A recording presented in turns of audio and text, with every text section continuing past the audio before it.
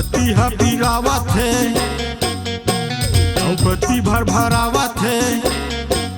हाँ कति ह पिरावत है कति भर भरावत है कति ह पिरावत है कति भर भरावत है बीछी मारे कस्तोलाना वाले नवो झर वाले नवो मैं तो बैगा हाव ना वाले नवो झर वाले नवो मैं तो बैगा हाव ना। कति ह पिरावत है कति भर भरावत है कति ह पिरावत है कति भर भरावत है बीछी मारे कस्तोलाना वाले नवो झर वाले नवो मैं तो बैगा हाव ना वाले नवो झर वाले नवो मैं तो बैगा हाव ना।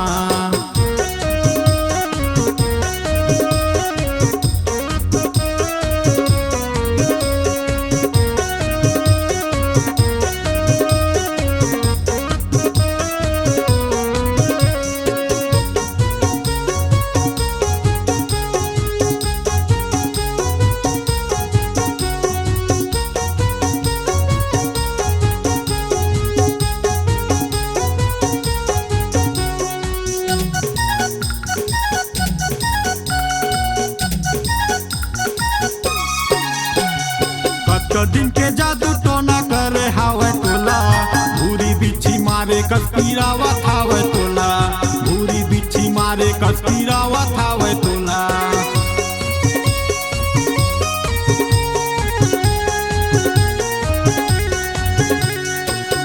दिन के जादू टोना करे हावे तोला भूरी बिछी मारे कस्तीरावत हावे तोला भूरी बिछी मारे कस्तीरावत हावे तोला।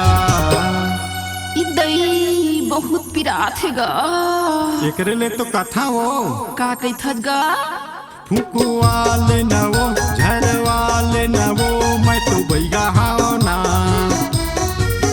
फूको वाले नवो झर वाले नवो मैं तो बैगा हाव ना।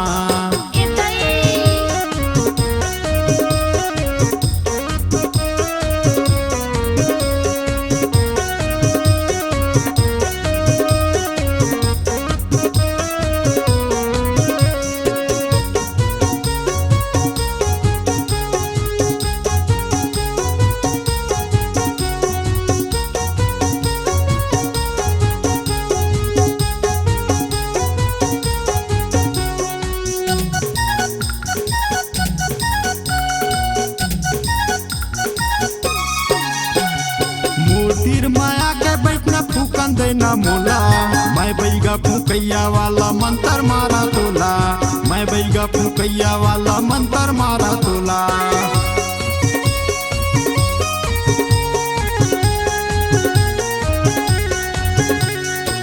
तीर माया के बैठना फूकन देना मोला मैं बैगा फूकैया वाला मंत्र मारा तोला मैं बैगा फूकैया वाला मंत्र मारा तोला।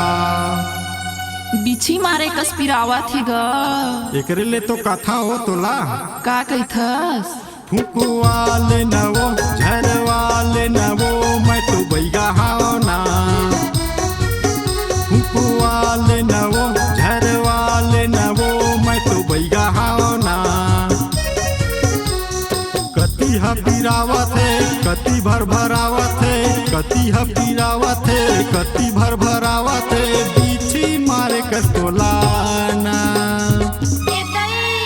फूको वाले नवो झर वाले नवो मैं तो बैगा हाव ना